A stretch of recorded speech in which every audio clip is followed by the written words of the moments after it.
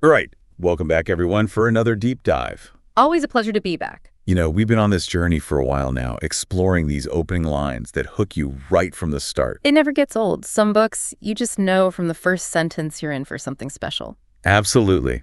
And that's exactly the case with today's pick. Their eyes were watching God by Zora Neale Hurston. That first line, ships at a distance have every man's wish on board.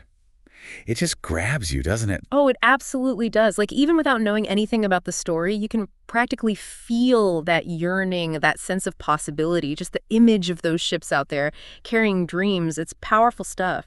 Yeah, it's like a promise, but also kind of bittersweet, Mm. you know? Like, those ships are beautiful, but they're far off. There's this hint that maybe those wishes won't actually be fulfilled. Exactly. Hurston isn't just setting a scene here. She's setting up this tension between hope and reality.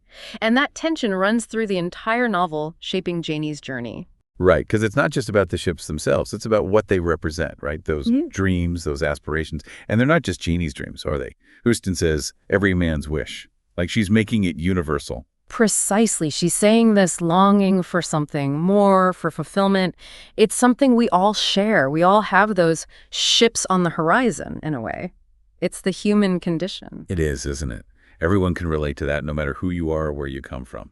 Okay, but what about the tone of the line? Because to me, it feels kind of poetic, almost reflective. It's not a line that's shouting for attention. It's more like an invitation to something deeper, something thoughtful. You hit the nail on the head. Hurston's prose, it's beautiful and lyrical, and that sets a mood for the whole novel, one that's contemplative, introspective. It signals that we're going to be exploring some pretty profound themes here. And that word man, like we said, it speaks to the universal nature of these desires, but it's also a product of its time, right? Like today, that might feel a little jarring to some readers. Yeah, it's a reminder that language changes and evolves. But I think it's important to remember that Hurston was writing in the 1930s.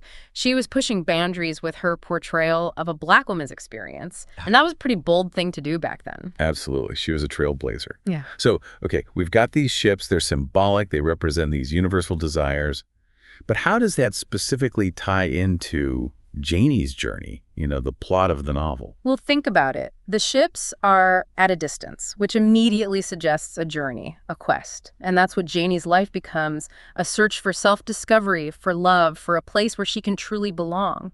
And those ships, they become a metaphor for the relationships she has, the experiences that shape her along the way. And some of those relationships, they don't quite live up to her hopes, do they? Like some of those ships, they never reach their destination. Sadly, no. Janie faces plenty of disappointment and hardship, but that's the reality of life, isn't it? It's rarely smooth sailing all the way to our dreams. That's a great way to put it. Their eyes were watching God. Doesn't shy away from the complexities of life, but it also celebrates resilience, the power of the human spirit. So, big picture here. Do you think this opening line delivers on its promise? Does it set the stage for what's to come? Without a doubt. In just a few words, Hurston sets up this whole intricate tapestry of themes and ideas. It's an invitation to explore the depths of human experience, the search for meaning, the constant interplay between dreams and reality. Yeah, it's like she throws down a challenge to the reader right from the start. Ships at a distance have every man's wish on board. But do they ever actually reach the shore? Does Janie ever find what she's searching for? Those are the questions that keep us reading, keep us thinking long after we've finished the book. That's the mark of a truly great opening line. It stays with you, provokes you. And on that note, I think we'll wrap up this deep dive. But hey, maybe you'll find yourself gazing out at the horizon a little differently now, thinking about those ships and what they might hold.